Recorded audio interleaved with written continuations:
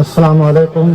ما ګرانو محترمو شاعرانو ادیبانو او د کلي خلکو ډېره مننه مو کوو چې موږ سمه د پسله خور محفل جوړ کړی ده.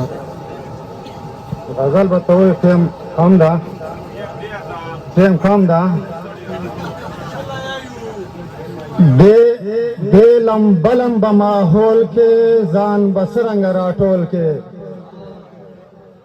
دې لمبه لمبه ماحول کې ځان به څرنګه راټول کې، د انصاف تلې ته ناست هم مدام فرق کوي په تول کې.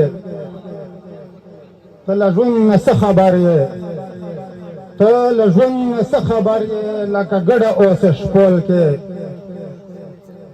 خپلې اوښکې پکې ځای کړم نور څه نه راوړم کچکول کې، خپلې اوښکې پکې ځای کړم نور څه نه راوړم کچکول کې.